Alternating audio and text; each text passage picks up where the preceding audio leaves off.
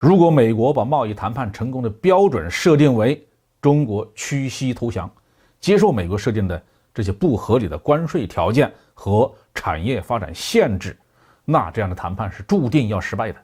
戴奇作为拜登政府的贸易代表和中国谈了1年，发现呢根本就不可能让中国让步，也拿中国没什么办法。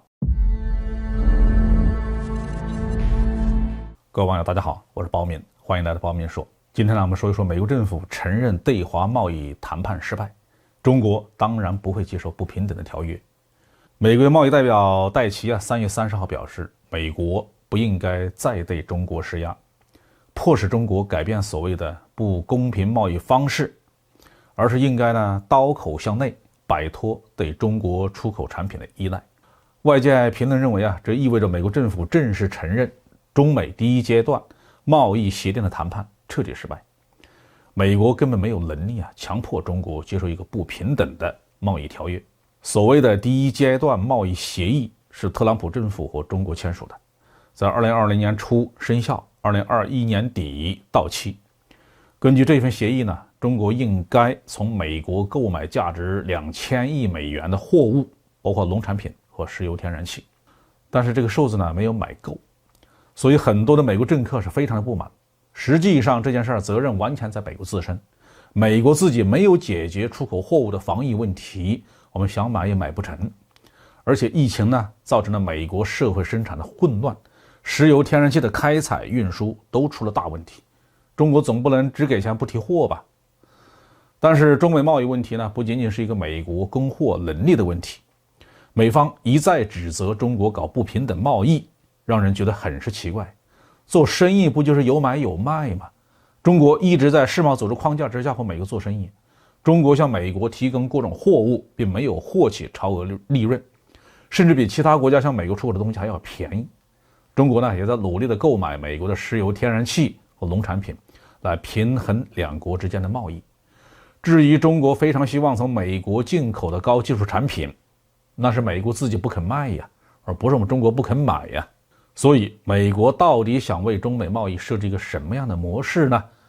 或许美国和日本之间的贸易关系可以为我们提供一个答案。在上个世纪80年代日本呢因为它的出口产业很发达，大规模的占领了美国的消费市场，给美国的本土企业造成了严重的压力，也带来了贸易不平衡的问题。美国所采取的办法是什么呢？就是强迫日本签署广场协议，强迫日元升值，这就让日本的制造业自废武功，价格抬起来了，竞争力就降低下去了。通过逼迫的日元升值把日本辛辛苦苦赚到的美元贬值。美国利用广场协议洗劫了日本的财富。那日本知道这么做的后果吗？当然是心知肚明的。但是作为一个受美国控制的国家，美国甚至可以操纵着日本的地方检察署在日本随便抓人，所以这场贸易战从一开始日本就输了。所有这些事情都不可能发生在中国身上。特朗普对中国提出的这些贸易要求完全是一份不平等的条约，中国不是满清政府怎么可能接受呢？如果美国把贸易谈判成功的标准设定为中国屈膝投降，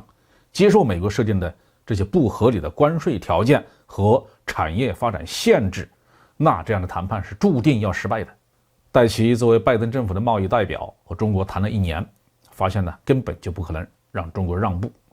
也拿中国没什么办法，所以他才表示要刀口向内，要积极欢迎民主党的对内的战略投资，提高美国自己的产业竞争能力。戴奇的观点能说动美国上层吗？从美国国会和舆论界的情况来看，希望很小。贸易谈判的失败绝不可能让美国执政集团幡然悔悟，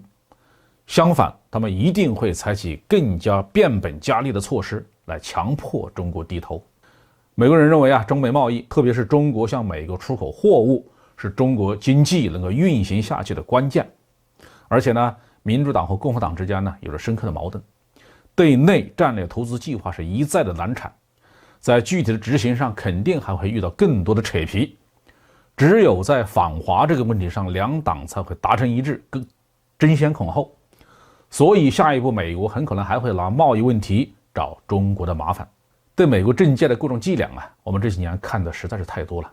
所谓任尔东南西北风，我自岿然不动。搞好我们自己的高技术产业，突破战略短板，是对美国霸权贸易的最好回应。好，这句话题就说到这里。